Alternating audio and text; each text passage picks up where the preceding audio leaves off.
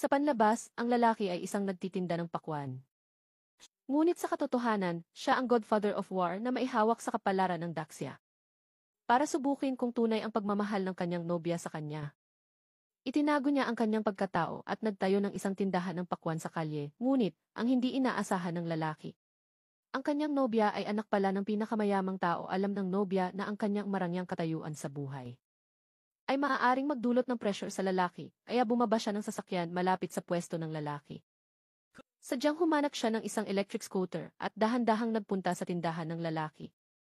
Tulad ng isang ordinaryong babae na makikipagkita sa kanyang nobyong nagtitinda ng pakwan. Kingsoy, bakit ka biglang naparito? Namiss kita, bawal ba akong pumunta? Isang araw mo na akong hindi tinatawagan. May iba ka na bang babae? Nang marinig ito, agad sinabi ng lalaki na pinagbibintangan lang siya. Sinabi niyang isa lang siyang magpapakwan. Maliban sa isang hangal na tulad niya, sino pa ba ang magkakagusto sa kanya? At sa sandaling iyon, tumawag ang ina ng babae. Sinabi ng ina na pauwiin ng babae ang kanyang nobyo para magsaka. Nasa bahay na raw ang kanyang ate at bayaw agad na sumagot ang babae na sasabihin niya kaagad. Pagkatapos ay ibinaba na ng babae ang tawag. Nagtanong ang lalaki kung may kailangan ba ang ina niya. Nag-alinlangan ang babae sandali at sinabing gusto ng kanyang ina na umuwi siya para tulungan silang magsaka.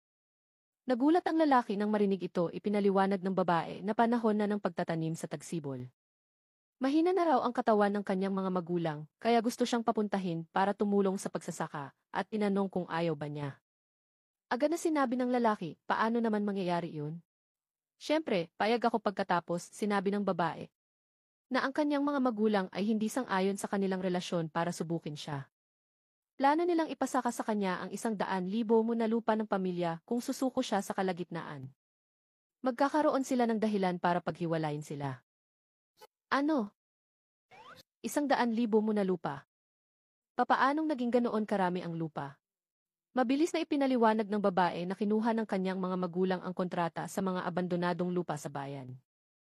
Kinuha nilang lahat ang kontrata.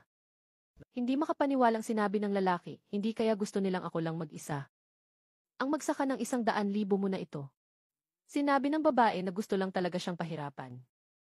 Sabi nila, kung hindi sila aasa sa yaman ng pamilya mo, at hindi rin sila aasa sa iyong pagtitiis, ay talagang hindi sila papayag. Matapos marinig ito, matatag na sinabi ng lalaki na payag siyang sakahin ang 100,000 mo na lupa. Saka hinawakan niya ang kamay ng babae at naglakad papunta sa kanilang bahay. Samantala, sa bahay ng babae, tinanong ng ate ng babae ang kanilang ama, hindi kaya totoo na ipapakasal ninyo ang bunso nating kapatid sa isang tagabenta ng pakwan?